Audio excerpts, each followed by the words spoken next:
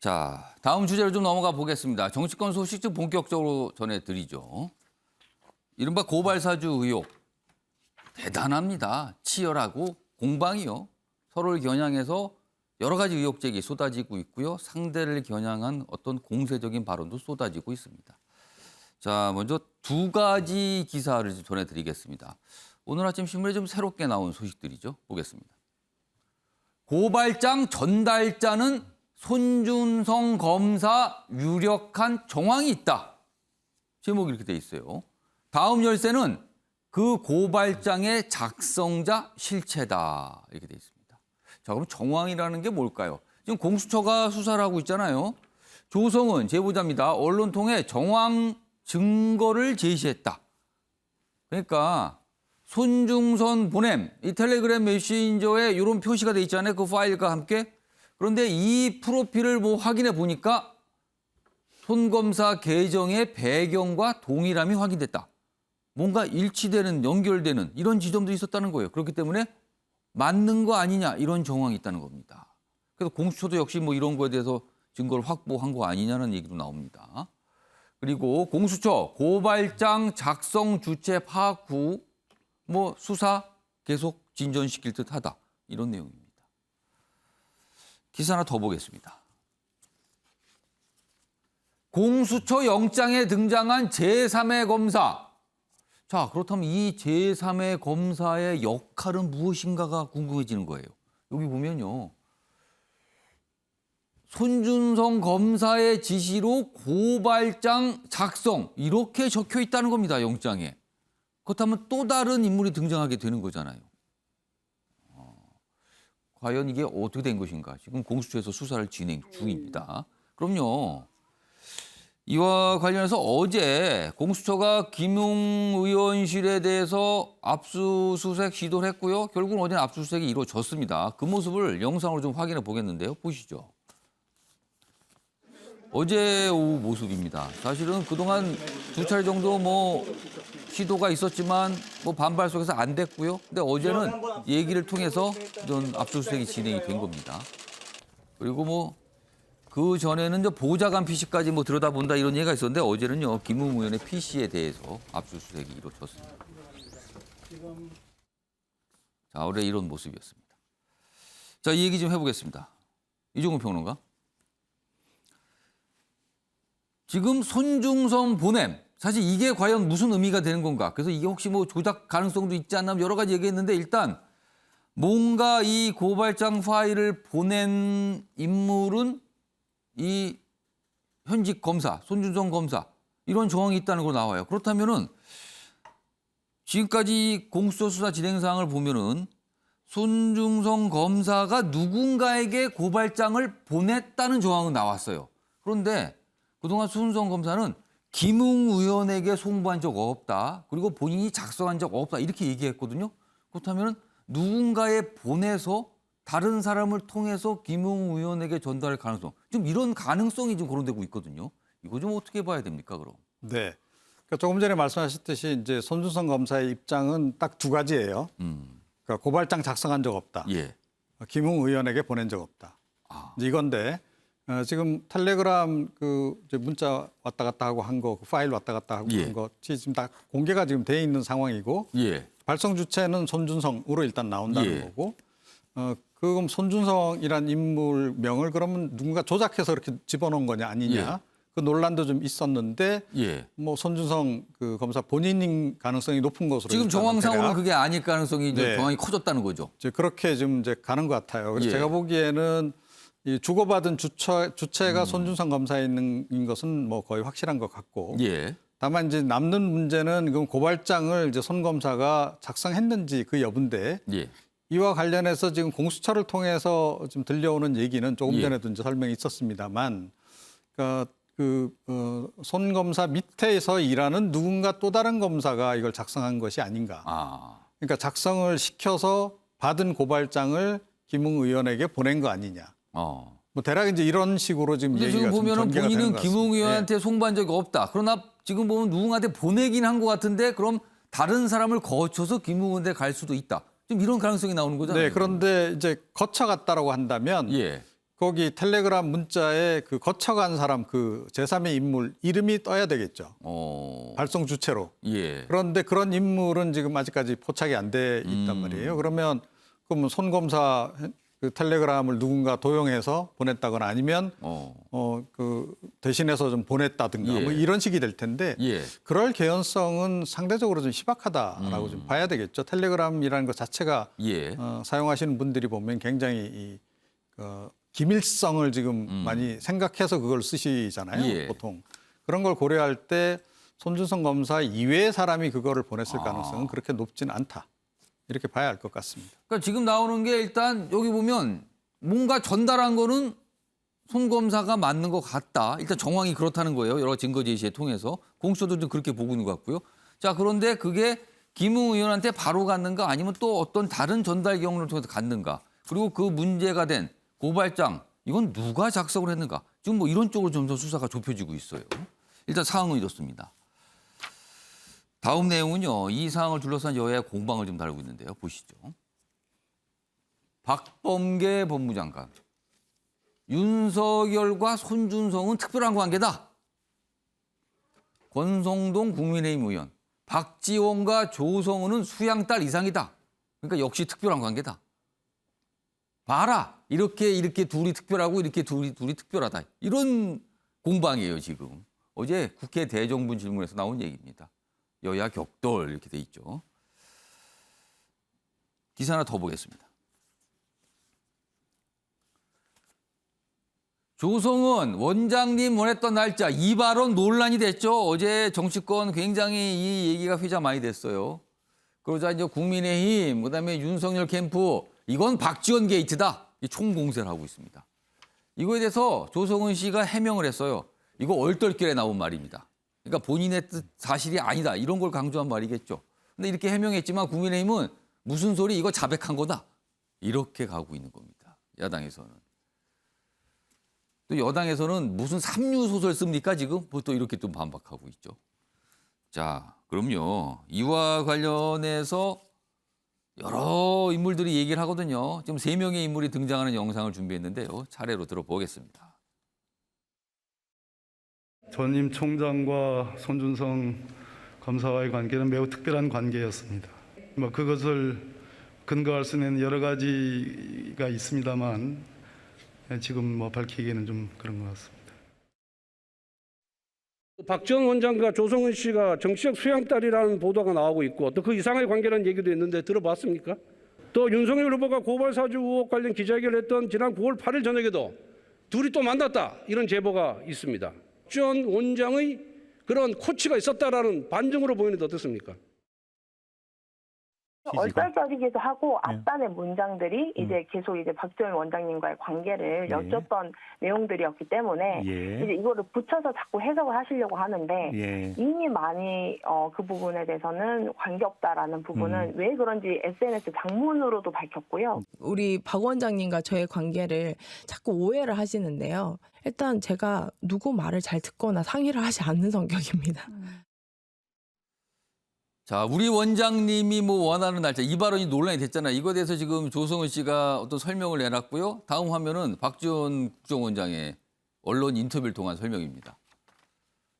대선 개입설 관련해서는요. 야당이 헛다리 짚었다. 이렇게 또 얘기합니다. 그리고 수사해보면 나오고 국회에서 나오라고 하면 나갈 거다. 그리고요. 조성은 씨와의 관계, 특수관계냐 그런 질문에 그런 거 없다. 아니다라고 또 얘기를 합니다. 지금으로서는 모릅니다. 지금 어떻게 되는 건지. 시간이 좀 더 필요해 보입니다. 자, 그런데요. 주홍규 교수님. 네. 조성은 씨 사실은 언론 인터뷰를 굉장히 많이 하고 있어요. 사실은 논란이 됐던 그 발언도 언론 인터뷰 과정에서 나왔고요. 그리고 어제는 그거에 대한 해명도 언론 인터뷰에서 하고 있습니다. 사실은 통상 제보자 그리고 공익신고자라면은 수사 결과를 좀 보통 기다리는 그런 모양이 보통인데 그거하고 좀 다르게 적극적 인터뷰를 하고 있어요. 어떤 이유가 있을까요?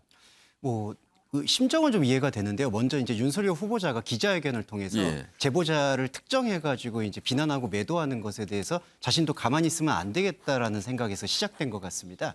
근데 그럼에도 불구하고 지금 앵커님 말씀처럼 공익신고자로서의 이 말의 무게가 있어야 되는데 그리고 예. 언론과 제보를 했다라는 것에 무게가 있어야 되지만 그런 부분들이 상당히 지금 상실되고 있는 부분이다.